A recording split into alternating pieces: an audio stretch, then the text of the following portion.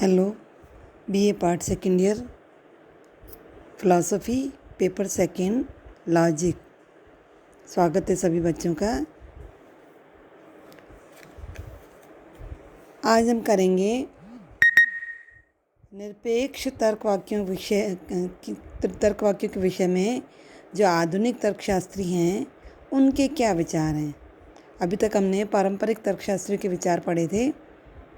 आज हम modern logicians treatment of categorical propositions के बारे में अध्ययन करेंगे। साधारणतः जो आधुनिक तर्कशास्त्री हैं वो तर्क वाक्यों के पारंपरिक विश्लेषण को मानते हैं, परंतु उनके तर्क वाक्यों का जो वर्गीकरण है वो पारंपरिक तर्कशास्त्रियों के वर्गीकरण से थोड़ा अलग है। तो इस भिन्नता का मुख्य कारण है कि तर्क वाक्यों का सत्तात्मक तात्पर्य है। इसलिए हमें सबसे पहले इस तर्क वाक्यों के सत्तात्मक तात्पर्य के विषय में जानना होगा कि सत्तात्मक तात्पर्य कहते किसे हैं। यानी जिन जिन वस्तुओं की सत्ता है यानी अस्तित्व है वो सत्तात्मक तात्पर्य कहलाता है।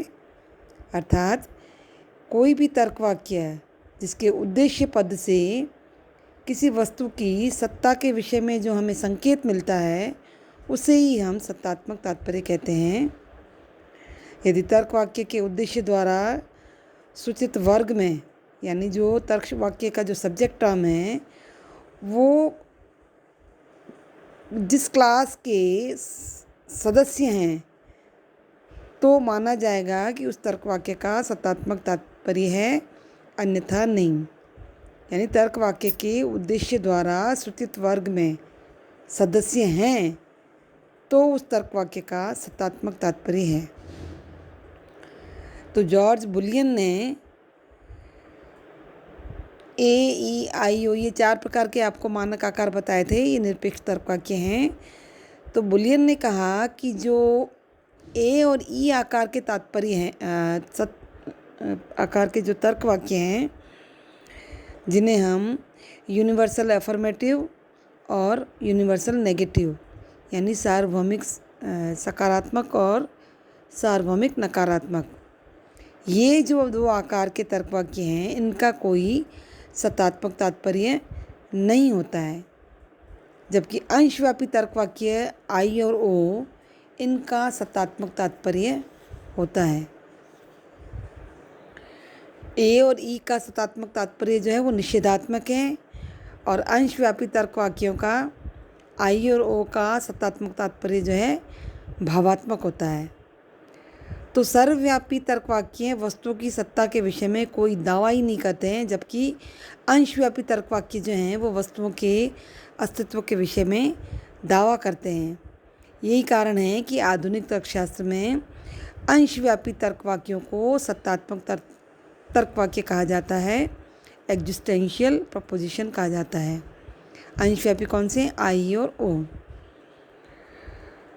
जब हम ये कहते हैं कि सभी मनुष्य मरणशील हैं तो हम मनुष्यत्व और मरणशीलता इन दोनों के बीच के संबंध को मानते हैं।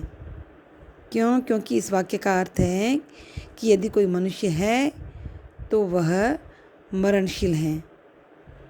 तो यहाँ हम ये नहीं मानते हैं कि मनुष्य स्वयं में एक सत्ता है। यहाँ इस तर्क वाक्य का अर्थ इस मान्यता पर आधारित नहीं है कि मनुष्य अस्तित्वमान है। यहाँ तर्क वाक्य का अर्थ है कि उद्देश्य और विधेय में संबंध है, यानी मनुष्य और मरणशीलता में एक कोई संबंध है। तो इस तरह से सर्वव्यापी तर्क वाक्य उद्देश्य और विधेय पद के इनसेपरेबल यानी अविभाज्य संबंध को दर्शाता है। यहाँ वस्तु की सत्ता की कल्पना कर रहे हैं हम, लेकिन उसकी सत्ता को सत्य नहीं माना जाता। ठीक है। जैसे एक एग्जाम्पल लेते हैं कि 20वीं शताब्दी के सभी फ्रांसीसी राजा गंजे हैं। ये एक अर्थपूर्ण तर्क वाक्य है, जबकि 20वीं सदी में किसी फ्रांसीसी राजा का अस्तित्व है ही नहीं। यह तर्क वाक्य केवल ये बताता है अगर 20वीं सदी में कोई फ्रांसीसी राजा है तो वह गंजा है। ठीक है। तो ये ए आकार के जो तर्क वाक्य हैं ये सत्तात्मक तात्पर्य नहीं रखते हैं, यानी इनकी कोई सत्ता नहीं होती। इसी तरह से दूसरा है सार्वभौमिक नकारात्मक तर्क वाक्य ई। इस तर्क वाक्य में भी वस्तु की सत्ता केवल परिकल्पित होती है, वास्तव में वो मान्य नहीं है।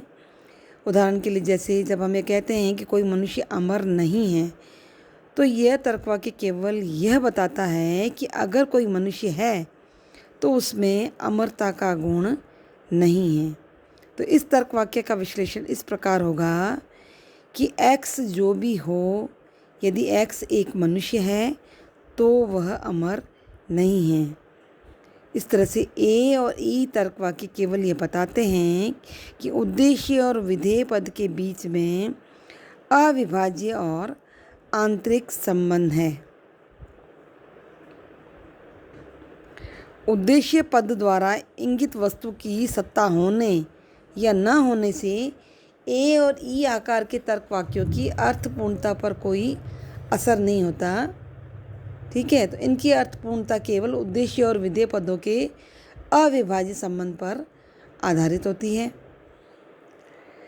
ये तो थे सार्वभौमिक सकारात्मक और नकारात्मक तर्क वाक्य ए और ई। अब है अंशव्यापी सकारात्मक और नकारात्मक। तो अंशव्यापी तर्क वाक्यों के साथ ऐसा नहीं है। जैसे कहा जाता है कि कुछ हीरे मूल्यवान पत्थर हैं, यह तर्क वाक्य उसी अवस्था में अर्थपूर्ण होगा जब हीरों का अस्तित्व हो और हम हीरे मूल्यवान पत्थर को दूसरे पत्थरों से अलग कर सकें।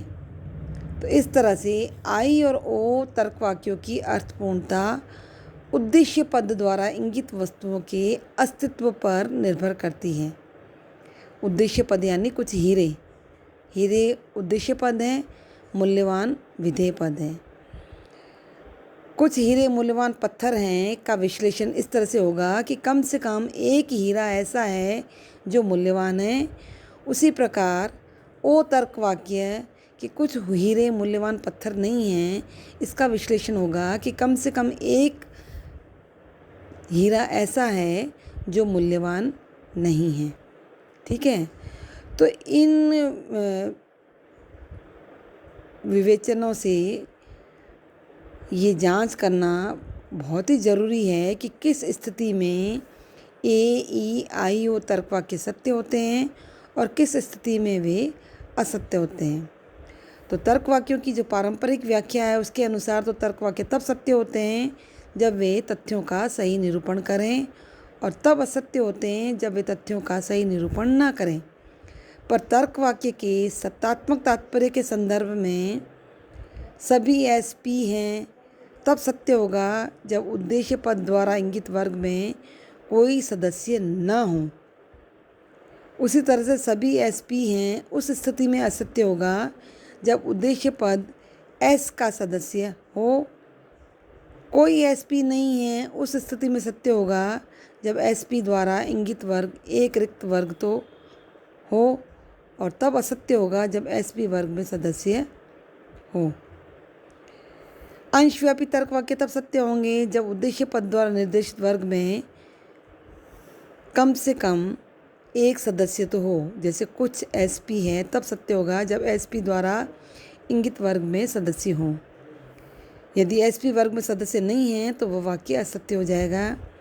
इसी तरह कुछ एसपी नहीं है उस स्थिति में सत्य होगा जब एसपी वर्ग में सदस्य हों, और उस स्थिति में असत्य होगा जब एसपी एक रिक्त वर्ग हो। तो इस तरह से हम देखते हैं कि सत्तात्मक तात्पर्य ने किस तरह से जॉर्ज बुलियन ने सत्तात्मक तात्पर्य के आधार पर तर्कशास्त्र को प्रभावित किया है। जहाँ बुलियन ने ई आई ओ तर्क वाक्यों की व्याख्या रिक्त वर्गों द्वारा की है, वहीं जॉन वैन ने इन तर्क वाक्यों को चित्रों द्वारा व्यक्त किया है। एक टेबल है जिस आपको नोट्स पीडीएफ के रूप में जब मैं भेज रही हूँ उसमें आप देखना जॉर्ज बुलियन का वर्ग विरोध का सिद्धांत है, वो ड्रॉ कर रखा है। उस ड्रॉ में आप देखना AEIO आकार के जो ये मानक निरुपाधिक तर्क वाक्य हैं उनको किस रूप पे उन्होंने शो किया है और कैसे वो सत्तात्मक तात्पर्य रखते हैं और कैसे अंशव्यापी तर्क वाक्य सत्तात्मक तात्पर्य रखते हैं और कैसे सर्वव्यापी सत्तात्मक तात्पर्य नहीं रखते हैं। ठीक है, तो ये था सत्तात्मक तात्पर्य या एग्जिस्टेंशियल इम्पोर्ट। बाकी ये चैप्टर प्रैक्टिकल कम थ्योरी है। थ्योरी तो मैंने आपको समझा दिया है, अब इसको प्रैक्टिकल में कैसे करना है वो जब क्लास होगी तब और अच्छे से स्पष्ट कर दूंगी। तब तक आप ये वीडियो सुनिए और PDF में जो मैंने नोट्स दिए हैं उसको पढ़ें। काफ़ी कुछ तो आपको समझ में आ ही जाएगा। आगे ये चैप्टर अभी आगे और चलेंगे जहाँ प्रैक्टिकल में और क्लियर हो जाएंगे। ठीक है बच्चों, ओके, थैंक यू।